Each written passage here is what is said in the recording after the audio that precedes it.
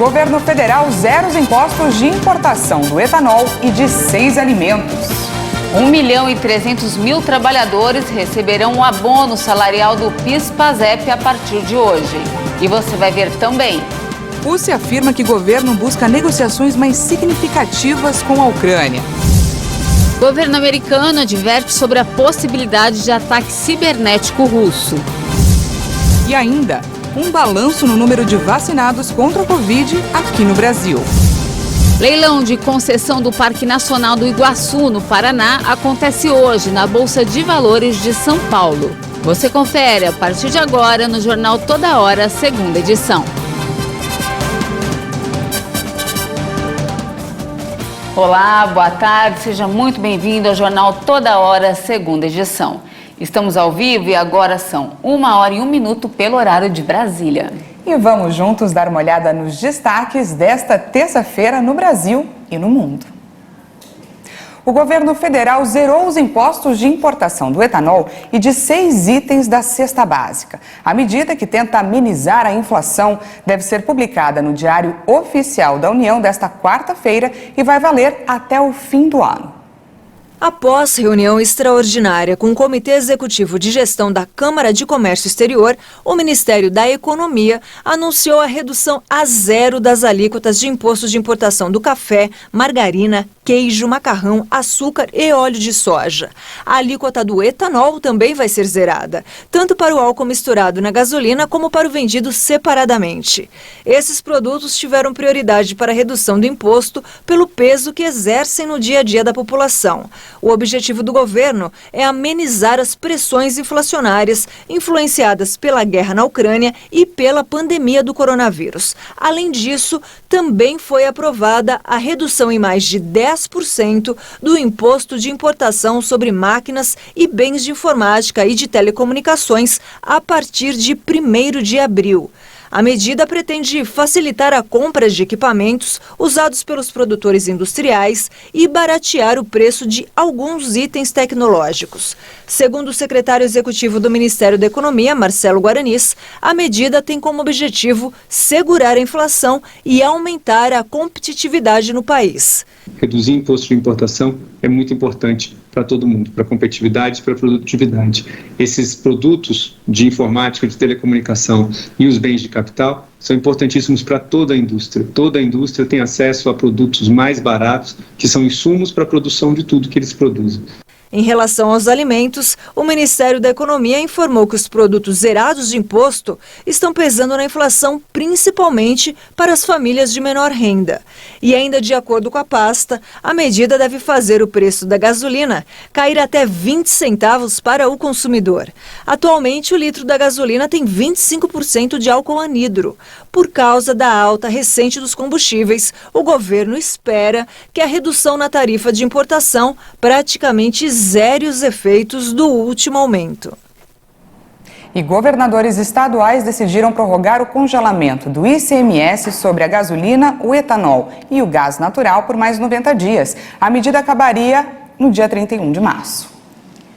E a partir de hoje, 1.300.000 trabalhadores receberão o abono salarial do PIS/PASEP. Quem traz mais informações para a gente é o repórter Kleber Werneck. Ele explica agora quem tem direito a receber esse dinheiro.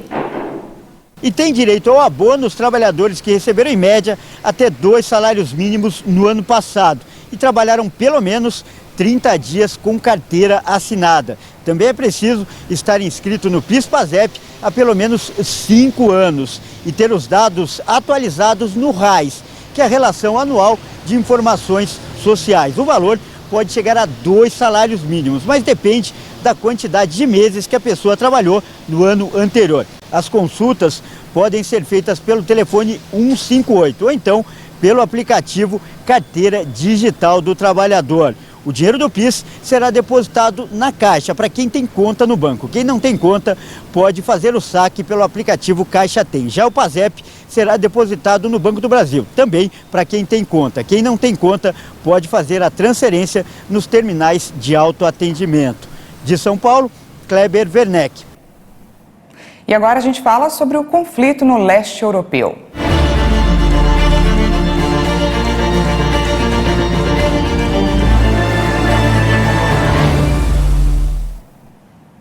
O porta-voz da presidência russa afirmou que o governo busca negociações mais significativas com a Ucrânia. Mas Dmitry Peskov não detalhou os temas em que as conversas não avançaram. O Kremlin afirmou nesta terça-feira que as negociações em curso com a Ucrânia para acabar com a operação militar russa deveriam ser mais substanciais. A declaração foi feita por Dmitry Peskov, porta-voz da presidência russa, que não revelou mais detalhes sobre os temas em que as conversas não avançaram. Ele afirmou que a divulgação dessas questões pode atrapalhar o processo, que corre de maneira mais lenta do que o governo russo considera ideal. O presidente ucraniano Volodymyr Zelensky afirmou na segunda que está disposto a conversar com Vladimir Putin sobre um compromisso no Donbass, onde a Rússia reconheceu as repúblicas separatistas de Luhansk e Donetsk e na Crimeia, anexada em 2014. Zelensky explicou que um acordo do tipo vai exigir um referendo para que os ucranianos aprovem ou rejeitem a medida.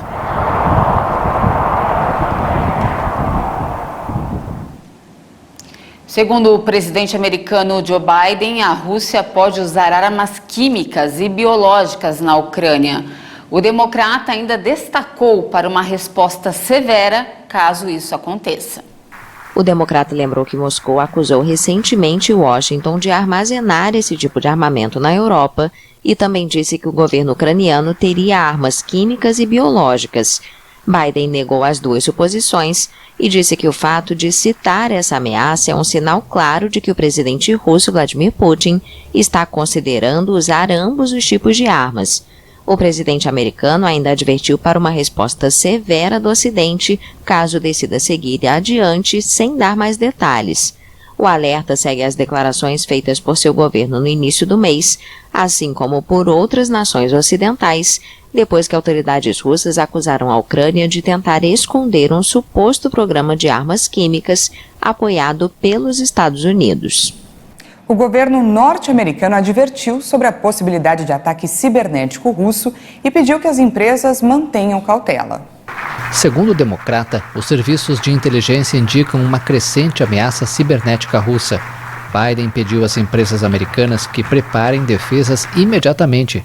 A assessora de Segurança Nacional Adjunta para a Tecnologia Cibernética e Emergente, Ann Neuberger, também falou sobre a ameaça.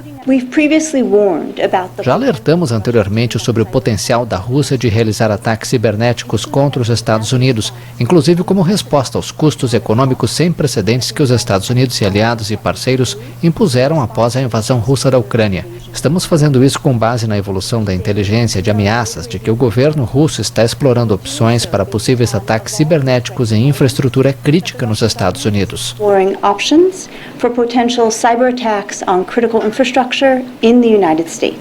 O governo americano destacou que continuará utilizando todas as ferramentas para dissuadir, interromper e, se for necessário, responder aos ataques cibernéticos contra a infraestrutura crítica, mas ressaltou que a maioria da infraestrutura crítica no país é de propriedade e operada por entidades privadas, as quais não se pode obrigar a tomar medidas específicas de segurança cibernética. Com a intenção de aumentar a ajuda à Ucrânia, a União Europeia aprovou novas estratégias, incluindo uma força militar para oferecer mais autonomia ao país até 2025. Os ministros das Relações Exteriores europeus chegaram a um acordo político nesta segunda-feira para contribuir com 500 milhões de euros adicionais, dobrando assim o fundo de auxílio material à Ucrânia. O bloco já havia aprovado o uso de 500 milhões de euros do Fundo Europeu de Apoio à Paz para a compra e entrega de material letal e equipamentos médicos à Ucrânia. Os recursos serão usados para reembolsar os países da União Europeia pela ajuda militar concedida à Ucrânia usando suas próprias reservas de material de guerra. Os ministros das Relações Exteriores também discutiram a crescente pressão para que o bloco adote sanções que afetem as exportações de energia da Rússia devido à invasão da Ucrânia, embora no momento sem um acordo substantivo. O bloco também aprovou nesta segunda-feira uma nova estratégia que inclui a constituição de uma força militar para poder realizar por si própria intervenções militares até 2025. O chefe da diplomacia europeia, Josep Borrell, afirmou que não é a resposta à guerra na Ucrânia, mas faz parte da resposta. Uma juíza declarou que Alexei Navalny é culpado por fraude e desacato. A nova sentença abre caminho para ampliar a pena de prisão que o principal opositor do presidente Vladimir Putin já está cumprindo. Mais uma condenação para Navalny.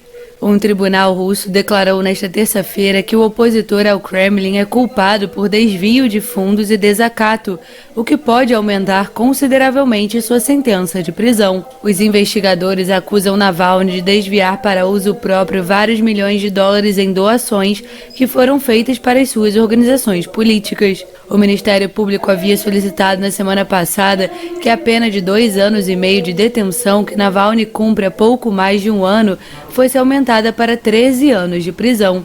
O julgamento desta terça-feira se referia ao novo desvio de fundos e à acusação de desacato ao tribunal. Navalny foi julgado na colônia prisional fora de Moscou, onde já cumpre pena. O opositor foi preso no ano passado por acusações de fraude depois de se recuperar de um envenenamento pelo agente nervoso Novichok, que, segundo ele, foi ordenado pelo presidente russo Vladimir Putin. E após sanções, 2 iates do bilionário russo Roman Abramovich atracaram na Turquia. O país não aderiu às medidas impostas contra a Rússia por boa parte da comunidade internacional.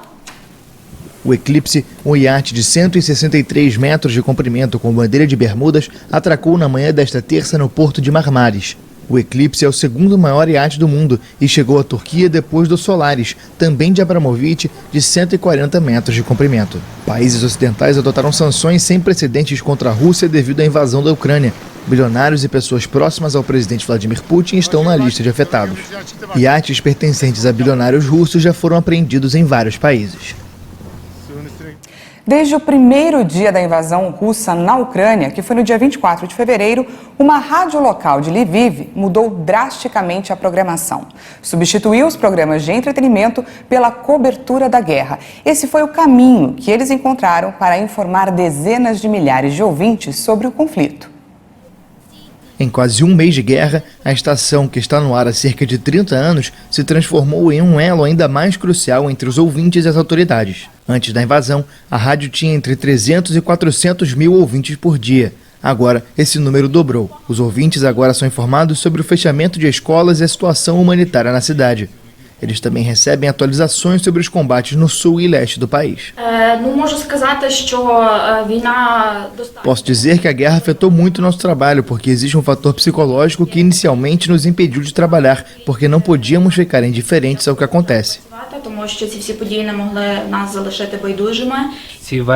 Quando as torres de TV são atacadas, é perigoso para a população, porque a conexão é perdida.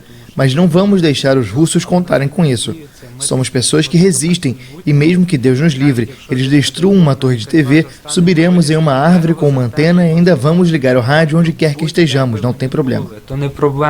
Anos antes que a Rússia enviasse tropas para a Ucrânia em 24 de fevereiro, a estação já havia sido transformada por outra guerra. A programação foi abalada em 2014, quando Moscou anexou a península ucraniana da Crimeia e mirou a artilharia para os separatistas do leste do país. Agora vamos mudar um pouco de assunto, falar de economia. Nesta terça-feira, o dólar segue em queda, abaixo de R$ 5,00, em seu quinto pregão consecutivo de perdas. Às 10h11, a moeda norte-americana caía 0,73% e era cotada a R$ 4,90. Já ontem, o dólar fechou em queda de 1,43%. cotada a R$ 4,94. Essa foi a primeira vez que a divisa encerrou a sessão abaixo de R$ 5,00 desde 30 de junho. A moeda americana passou a acumular queda de 4,12% no mês e no ano, a baixa de 11,32% frente ao real. O movimento é resultado do alto volume de investimento estrangeiro no Brasil, por conta da trajetória de alta da Selic e também pelo diferencial de juros em relação a outras economias. E o governo japonês emitiu hoje o primeiro alerta de fornecimento de energia da história. A escassez energética é consequência de um terremoto de magnitude 7,3 que atingiu o nordeste do Japão na quarta-feira da semana passada e fechou várias usinas. Para evitar a piora da situação, o governo pediu aos cidadãos que reduzam o consumo de energia. Mas o pedido veio em meio às baixas temperaturas em Tóquio, onde nevou nas últimas horas e há previsão dos termômetros registrarem 4 graus Celsius. E veja a seguir um balanço do número de vacinados contra a Covid aqui no Brasil. E ainda, os casos de dengue no Brasil cresceram mais de 40% neste ano. Em instantes, voltamos já.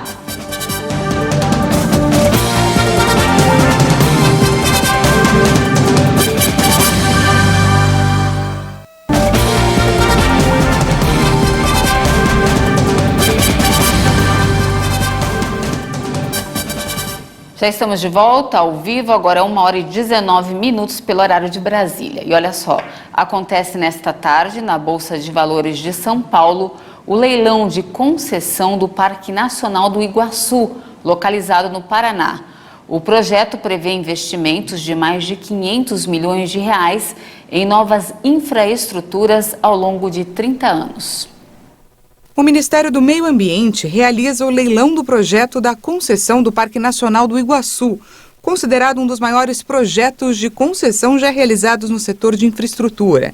Situado na cidade de Foz do Iguaçu, no Paraná, o parque foi criado em 1939 e tem área de quase 200 mil hectares.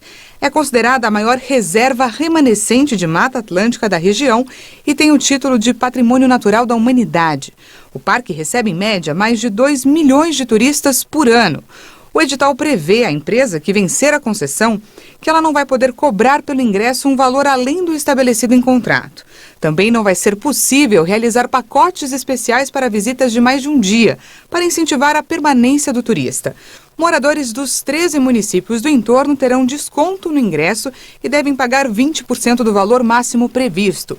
O ministro do Meio Ambiente, Joaquim Leite, falou que o leilão deve trazer mais proteção ao parque. Com esse novo leilão, serão abertas novos 3 polos e com isso beneficiarão outras cidades da região, mas além disso, mais proteção, onde o concessionário vai ter obrigações de melhorar a infraestrutura de proteção, de treinamento, de brigadistas para a região, para o parque especificamente. O projeto de concessão prevê investimentos de mais de 500 milhões de reais em novas infraestruturas e outros 3 bilhões de reais na operação do parque durante o período previsto de 30 anos. E agora a gente vai falar sobre a pandemia. Após 2 meses, as mortes diárias por Covid ficaram abaixo de 100. A última vez que o Brasil esteve abaixo desse patamar foi no dia 16 de janeiro, com 74 vítimas da doença. Foram confirmadas mais 97 novas mortes por Covid-19 no Brasil. O total de óbitos pela doença desde o início da pandemia já chegou em 657.302. Também foram registrados 11.110 novos casos de Covid-19 no mesmo período. Ao todo, já são 29.641.000 diagnósticos confirmados. A média móvel de mortes chega a 293 vítimas diárias. Em relação a 2 semanas, a curva ainda apresenta tendência de queda, com uma variação de menos 32%. A média de casos na última semana foi de 37.362 registros por dia. Os dados mostraram uma tendência de estabilidade, com uma redução de 7% em relação a 2 semanas. Hoje, no mapa da evolução da doença por regiões, 2 estados registraram alta, Roraima e Tocantins. Em estabilidade estão 3 estados, Espírito Santo, Pernambuco e Rio de Janeiro. 22 unidades da federação registraram queda. E agora vamos para um balanço da vacinação aqui no Brasil. O país já aplicou mais de 408.349.000 doses de vacinas contra a Covid-19. De olho no nosso telão, vamos para o nosso vacinômetro. Segundo o Ministério da Saúde e as secretarias estaduais de saúde, mais de 175.363.000 brasileiros tomaram a primeira dose, o que representa 82,21% da população, enquanto 159.101.000 brasileiros tomaram a segunda dose, o que representa aí 74,58% da população.